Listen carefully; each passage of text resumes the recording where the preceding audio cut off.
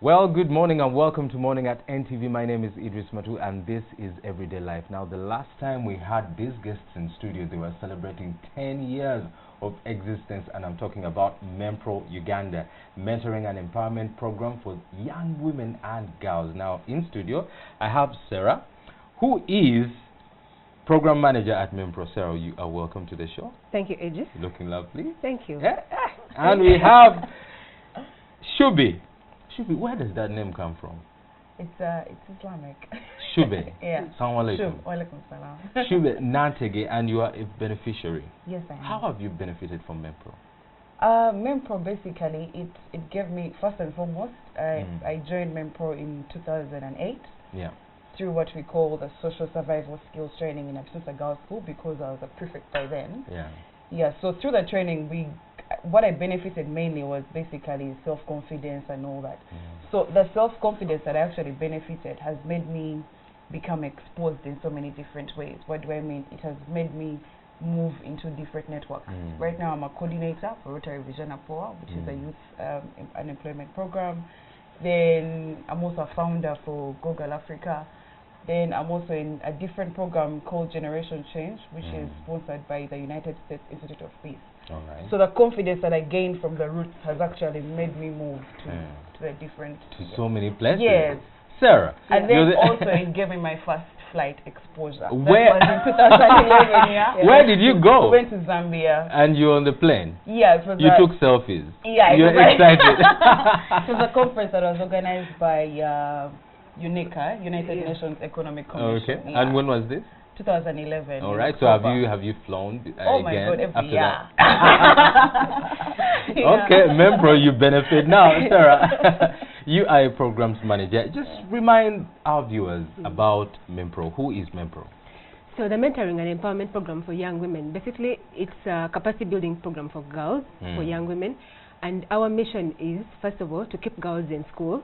And then we work towards eliminating violence from communities. We work towards creating violence-free communities. Yeah. So our work, we do a lot of work in schools, institutions of learning, where we meet girls like Shubi, with low self-esteem, of course, with issues of life. Yeah. And so we give them a package that will build their confidence, that will build their self-awareness, that will build their ability to dream of the future that they want, and then know how to get to that future that they want. So, and then we also work against violence against women and girls, because we know that violence is a very normalized thing in our cultures.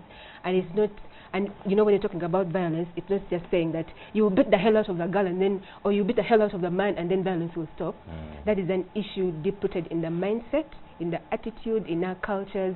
And so we work so much in terms of undoing this mindset of violence, undoing the mindset of keeping girls in the kitchen, undoing the mindset of thinking that girls cannot perform equally as well as boys in school. So that is basically the work that we do.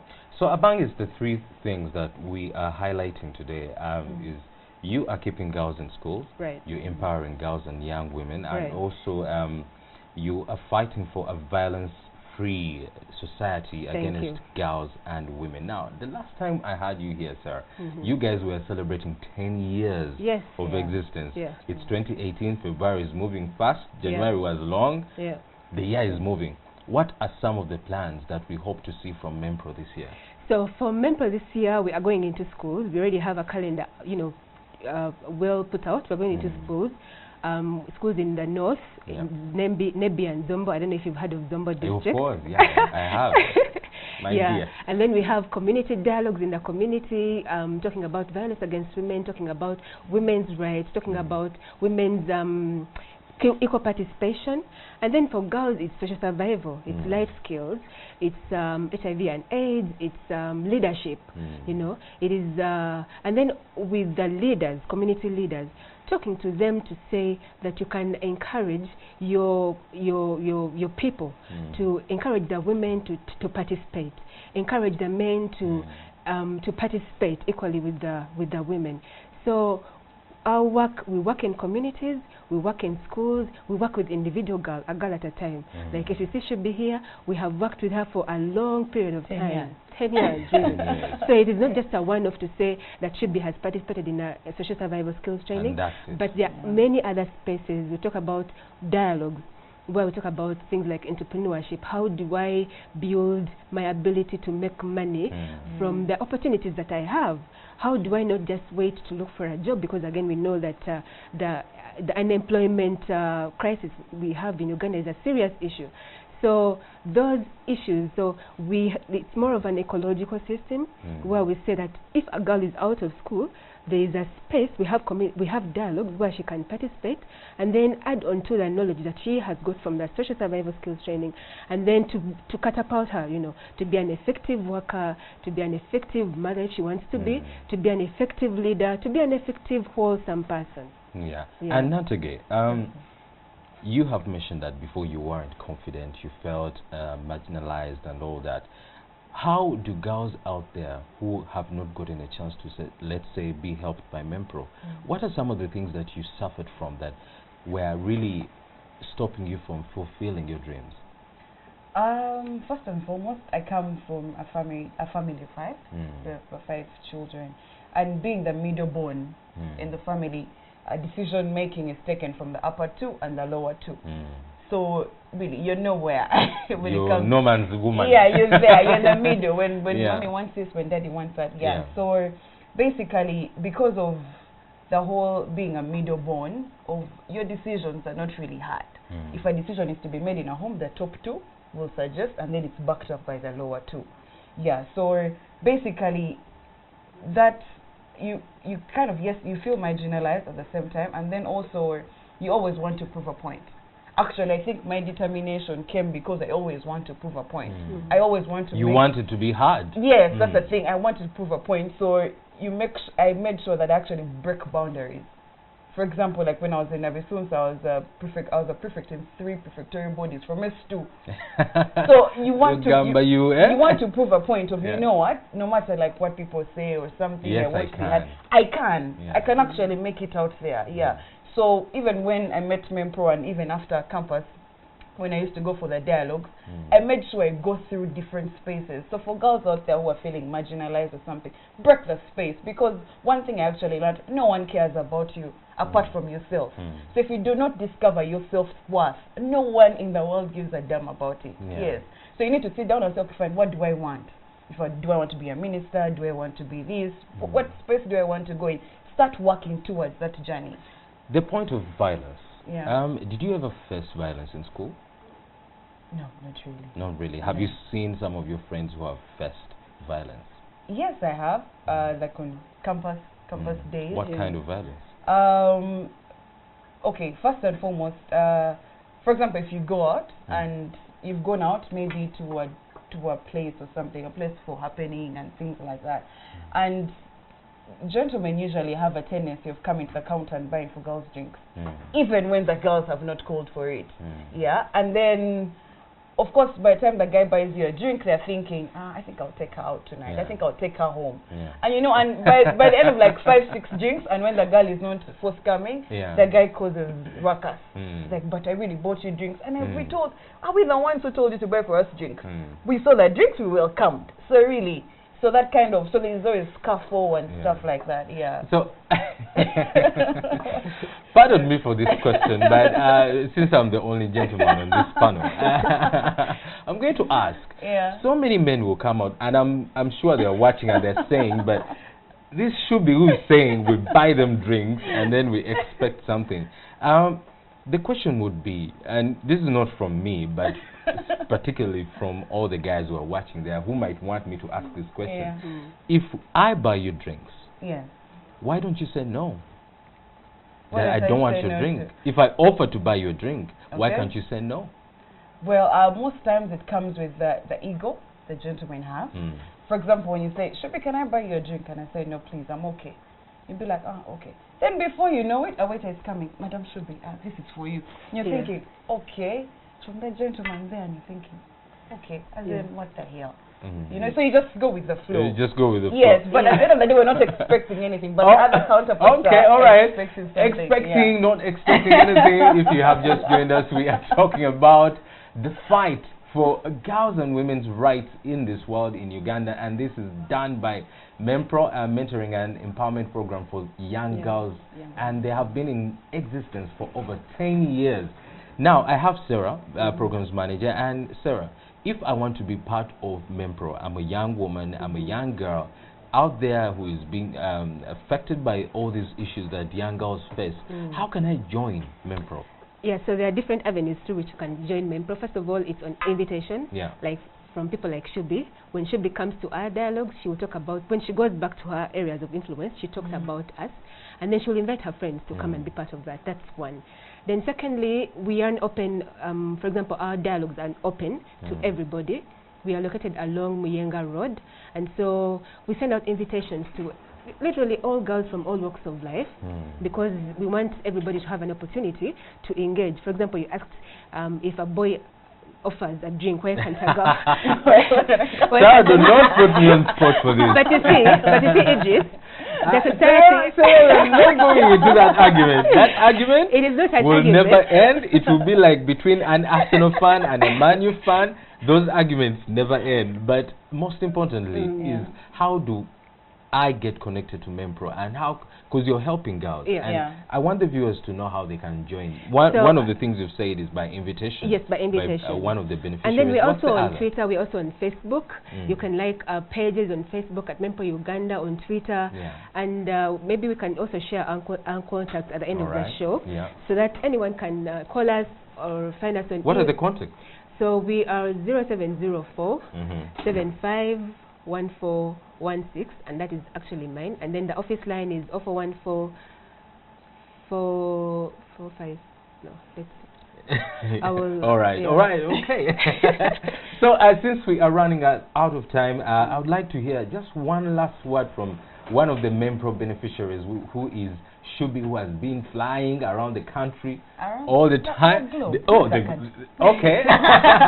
To the US, to where? So Shubi, one last word from you. One last word from me basically is, you can make it. If you believe in yourself, if you wake up and you actually have a dream, you can actually make it. You don't need people to pamper you or something. And the other thing is, no one really cares about your life apart from yourself. All right. Women, young girls have rights, and that's what MEMPROW is saying.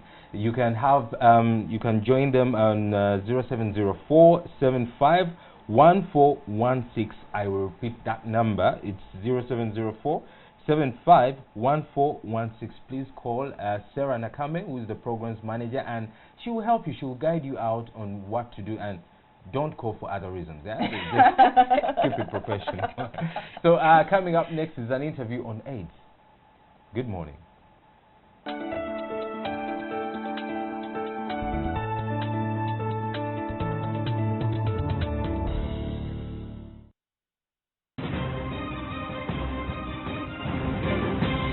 You're watching Morning at NTV.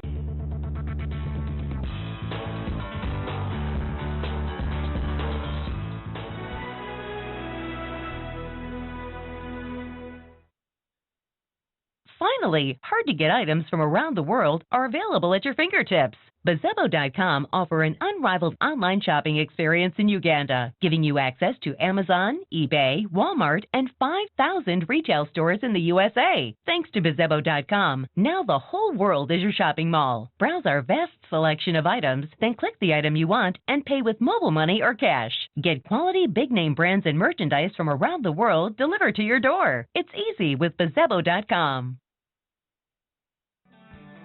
Men. My name is Peter Igaga. We've all lost somebody we love, but according to Chris, sometimes you can lose an enemy. And if you do, then it's a reason to celebrate. In some of our cultures, where when you lose someone and then they even hire more, the crier. Men are more emotional than women. Men from your tribe. But no. Men have been conditioned to deal with pain, men don't cry. Jesus wept. So weeping is not like, the shortest.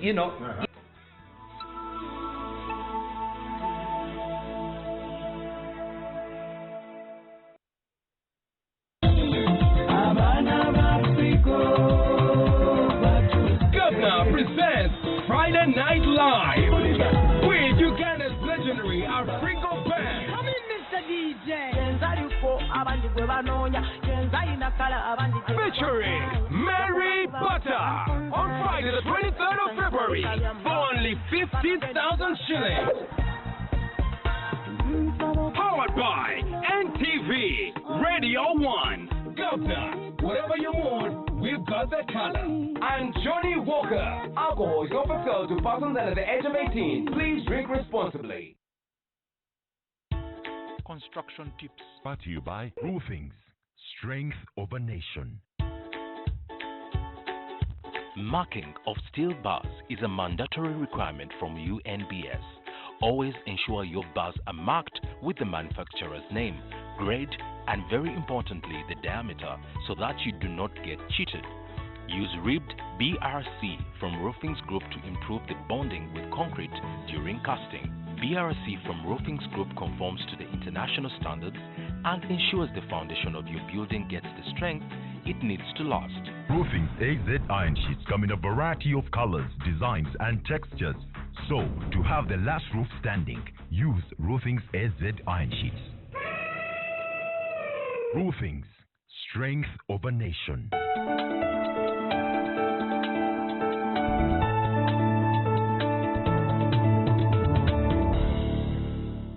Good morning and welcome back to Everyday Life. My name is Idris Matu and this is Morning at NTV. Now, AIDS is real.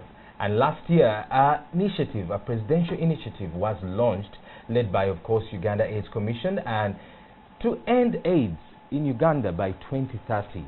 And in studio, I have Ruben Twinomjoni, man from Bushen. Yes. You are welcome, sir. Thank you, thank you. Now, Uganda AIDS Commission, what is your duty as an organization? Yes, Uganda AIDS Commission is in place by an act of parliament. So its mandate is to coordinate HIV/AIDS activities throughout Uganda to make sure that whoever is dealing in HIV issues, we are coordinating them. Every tassel, anyway, let me don't mention because there are many. Everybody dealing in AIDS, we are the body responsible to make sure that they are coordinated. Services reach the country. That is our mandate. That is what we do. When were you launched? No, it was the commission started in 1992. Actually. 1992, oh wow. This 2018 is the 26th year. Okay. Last year we were celebrating 25 years. Now, last year, the presidential initiative to end AIDS by 2030. Yes. How is that coming? Yeah, the president launched this initiative on 6th of June last year. It has 5 points. Number one, it's a 5-point plan. It's a presidential initiative to end AIDS as a public health threat by 2030. One, to close the tap among reaching men and to close the tap of new infections among men and young girls. The intention of the president, the research has found that men are the ones mainly spreading the virus. One, men, they don't go for testing, so they don't know their status, and they go spreading the virus. And they spread the virus among the youth, especially aged between 15 to 24. So the presidential initiative has 5 points, but number one is to make sure that we target men to close the taps of new infections among men and young women. So that initiative was launched. Among other things, there are 5 points, but let me dwell on number one, to make sure that men are on board, men are engaged, men are encouraged to test, to receive results, to know their status, and if they are positive, immediately they start on medication. You know, the Minister of Health launched the test and treat policy, where when you, sometime back, they would say, okay, now we have tested, but first wait until your viral load is at 500. That means go and get weak, then come back when you're weaker, and then we can treat you. Yes, but now they said no. Now test and treat immediately. When you are found that you are positive, you start on medication. You remain strong. You don't have to go down and get sick, and it is even effective. It is cost effective. So now, men, we are encouraging them to test. We are encouraging you and me and other men to test. And now, as you encourage people to test, Mr. Ruben. Yes. 2030 is about 12 years from now. What is the statistics of AIDS infections in Uganda? Well, we have worked, by 2005, we had 160,000 new infections. Oh, wow. New infections, people who joined. By 2011, we were at 140. We had reduced by 20,000. By last year in December, not last year, by December 2016, we had gone as far as 52,000 new infections. 52,000 new infections is a lot. But when you are coming down from 160,000 to 52,000, you have reason to clap hands. So there are 52,000 people who are getting infected. This is nationwide? Yes, nationwide per year. But there are also, there were 1,500,000 people who are living with HIV. Now it is 1,300,000. At least they are reducing. But what could be one of the factors that is contributing to the decrease? You see, AIDS is majorly behavior. It's if you change your lifestyle and I change mine, we can fight it. So we have vigorously created awareness, making sure that people know. Because people, they are there. You ask them, they say, Slim Musuja. Slim, Slim Musuja. It is not Musuja, by the way. It is a serious disease that kills. And you know, those days of 1980s and 90s, when Slim was slim, you are small, you are sick, you have skin rash, you are terrible. People feared. But ARVs came and people took and they, you know... they look normal. Yeah, there is no difference. They look healthy. You can't tell. By the way, you may look at my size and say this one has, when I don't have. And someone who has it, they look healthy. So now there was complacency. People relaxed. They say, oh, it's okay. After all, Musuja. And I have heard people say, malaria kills more, cancer, see what. So they relaxed. And as a result, the prevalence in the 90s, it was as high as 18%. 18%. If you go to 100 people together, 18 of them had the virus. But then, because of vigorous campaigns, and the president was very involved, we created awareness. The drums were sounding already, and people feared. So we drastically came from 18% to 6.4%. And when the drugs were discovered, people relaxed. We went 7.3. So when that came up, we realized there was a problem. So we worked very hard. Campaign is going. We have gone to radios. We have met people. We have met the district leaders. We have met religious leaders, cultural leaders, literally everybody. And now the prevalence has gone to 6%. There is hope.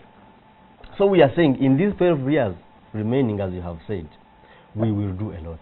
But this is what we are not saying there will be no AIDS whatsoever, because there is no cure. There is no cure. And there are people already who are living with the virus. And you know now with medication, you can live for years. So you may ask, if you want to end it by 2030, what about those who will be positive by 2030, 12 years from now? We are not... Ending AIDS as a public health threat means three things. 0 new infections. So that no new infections. People either abstain, those who can abstain, or those who are married can be faithful, or if they can't, then they can use condoms. Do all things possible. There is this that Dr. Watiti normally says, that when you build a home, you put a door, you put a padlock, but then you build a gate. You put a padlock also, you put a soldier with a gun, and you also have dogs. All possible ways to make sure that you are protected. You safeguard yourself. Yes. Now the same scenario here with HIV. If do all you can to remain positive. So by 2030, we want to encourage everybody so there is no new infections. Let me tell you, someone who has the virus, if they consistently take their drugs as the doctor advises them, they reach a time when their viral load is undetectable and they can't even transmit. Are we together? Oh, wow. Yes. That's how it is now. You reach a time when you take your... But, you know, people may misuse it and say, I'm taking, you see, the drugs are here, so I can't. But no, the doctor will confirm. You'll go and test, and the virus won't be detected. Then you will not be able to transmit it. It is not that you are cured. No, there is no cure at all. So if you have it, you have to take your drugs consistently. So if people who are positive, who are negative, who don't have the virus, if they don't get it. And those who have it, if they don't transmit it, it will be end. The end. Yes. By 2030, and yes. hopefully, if you have just joined us, we are talking about AIDS amongst the youth. Now, an initiative to end AIDS in Uganda by 2030 was launched last year by, led by the Uganda AIDS Commission. And in studio, I have Ruben Chinomjuni, who is head communications and advocacy in Uganda AIDS Commission. Now, Ruben, yes. You said before that AIDS amongst the youth is high. What are some of the causes, apart from lifestyle that you've mentioned? What are some of the issues that are causing the youth in Uganda to have a high infection rate? There are two factors. One of them is behavior, the lifestyle. They are everywhere and they get. But also, as I have told you, men bring it to the young ladies. And you know, these young girls between 15 and 24, they go to these men not because of love. They are looking because for money. Of Bank of Uganda. Yes, they have the money and they can give them gifts. But their love is in their peers. So they go for money, they get the virus, then they come where their love is, and then they spread. Hence the sexual network. Yes, yes. So that is number one. But also, we need to know that there are people who are born with the virus. They are there also, and they have the virus. So there was this myth that if you have sex with a virgin, it's a very terrible myth that but someone is born with the virus. So there are two things: the lifestyle, that I have told you, but also those who are born with the virus. But yeah, those are mainly the causes. And let me tell you, 567 youth, aged between 25 to 24, aged between 15 to 24, 500 of them get the virus every week. That's a high rate. By far. Now, Ruben, because we are running out of time now, I would like to ask, Uganda AIDS Commission, where are you found and how are you helping the youth and also maybe the AIDS-infected people? Okay. Uganda AIDS Commission is under, by law, it is under the office of the President, but it is situated in Ntinda. Our headquarters are in Ntinda. That's where we are housed. That's where we operate from. But we have regional offices in the regions that we supervise to make sure that services reach the people. But most importantly for us, we coordinate all sectors working in HIV to make sure that the whole country is serviced. So that is very key. But we can't talk about youth without talking about their parents. It is the responsibility of the parents to make sure the child, as they grow up, they are nurtured into these prevention measures. You prepare them, you talk to them. It is very important for a parent watching to know that it's your responsibility, my responsibility. To talk to the children as they grow up. It's not easy, by the way, Idris. It's talking to the child about sex. And one thing I think that I would probably advise the parents to do is when a child probably hits puberty, take them to test, like every year. Let it be normal, because most of us fear testing because it's a new thing. But if you're used to it, it becomes a normal thing, and the child will, by the time they grow up, they become mature, they will be testing easily. So anyway, and last few words. Most importantly, to prevent them from getting the disease. You may test and find you're positive. You may take a medication, it has its challenges, of course. You and I know, if you are suffering from, say, malaria, taking a full dose, is a challenge. What about every day? Every single day you have to take medicine on time. Oh, wow. There are many challenges. Well, Ruben, thank you so much for coming through, and I hope the fight continues, and we shall be bringing you back here to talk more about this killer disease now. Up next is Mwasu Semtia. If you want to continue the conversation, go to our website, which is www.ntv.co.ug, or our social media platforms, that is on Facebook, Twitter, and that will be Morning at NTV or NTV Uganda. If you want to talk to me directly, go to my Facebook, Twitter, and Instagram, that is Idris Matu, and that will be spelled as EDRIS MEMPROW. Again, up next is Master Mtia. Have a very good morning. I'll catch you next time tomorrow. Have a very wonderful